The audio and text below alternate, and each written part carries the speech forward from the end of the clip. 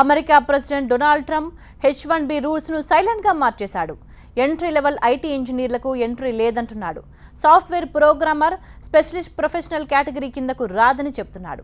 వీసాల సంఖ్యను కుదించకున్నా, లాటరీ సిస్టమ్ను ఆపేయకున్నా రూల్స్ బెత్తం మాత్రం పట్టుకున్నాడు అంకుల్ శామ్. అయితే ఇండియన్ ఐటీ కంపెనీలు ట్రంప్ని లైట్ తీసుకుంటున్నాయి. ఎన్నికల ప్రచారం నుంచి అమెరికాలకే ఉద్యోగాలంటున్న డొనాల్డ్ ట్రంప్ వైట్ హౌస్లోకి ఎంట్రీ ఇచ్చి ఒక్కొక్కటిగా నిర్ణయాలు ప్రకటిస్తున్నాడు.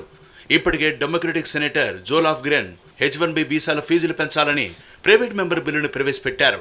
దీనికి తోడు అమెరికా అధ్యక్షుడు కూడా రూల్స్ బెత్తం పట్టుకున్నాడు. US citizenship and immigration services ఈ మేరకు గత వారాంతాన సైలెంట్గా నిబంధనలు కఠినం చేసింది. స్పెషాలిటీ ఆక్యుపేషన్ కింద అమెరికాలో ఉద్యోగం చేయాలంటే అక్కడి యూనివర్సిటీ బ్యాచిలర్ డిగ్రీ లేదా పీజీ చదివి ఉండాలి. లేదంటే అమెరికాలోని బ్యాచిలర్స్ డిగ్రీకి సరిసమానమైన విద్యార్హతలు ఉండాలి. ఈ నిబంధనలు ఇదివరకే ఉన్నా ఇక నుంచి వీటిని క్షుణ్ణంగా పరిశీలిస్తామని ఇమిగ్రేషన్ విభాగం చెబుతోంది. ఇక నుంచి కంప్యూటర్ ప్రోగ్రామర్ ఉద్యోగం స్పెషాలిటీ ఆక్యుపేషన్ పరిధిలోకి రాదు.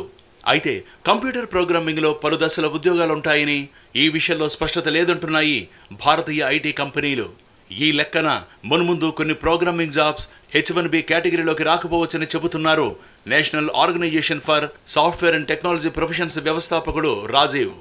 మరోవైపు ఎంట్రీ లెవెల్ ఇంజనీర్లకు అమెరికాలో పనిచేసే అవకాశం లేదంటోంది ట్రంప్ సర్కార్. ఈ నిబంధన వల్ల తమకు ఇబ్బంది లేదంటున్నాయి ప్రముఖ ఐటీ కంపెనీలు.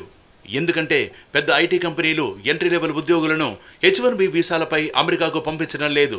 దీనివల్ల చిన్నా చితగా కంపెనీలకు తిప్పలు ఎదురు కావచ్చని నిపుణులు చెబుతున్నమాట. అలాగే ఒక కంపెనీలో పనిచేసే H-1B వీసాదారులకు అమెరికా ఉద్యోగులకు మధ్య వివక్ష ఉండకూడదని అమెరికా ప్రభుత్వం తాజాగా చెబుతోంది. వివక్ష ఉన్నట్లు ఫిర్యాదులు అందితే తాము కఠినంగా వ్యవహరిస్తామంటోంది ఇమిగ్రేషన్ విభాగం.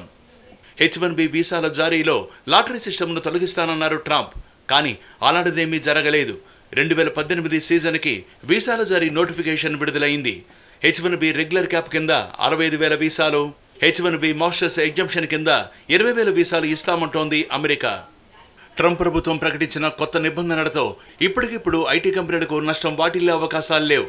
మున్ముందు మాత్రం H-1B వీసా ఫీజులు పెరిగే అవకాశాలు ఖచ్చితంగా ఉన్నట్లు ఇండస్ట్రీ నిపుణులు అంచనా వేస్తున్నారు.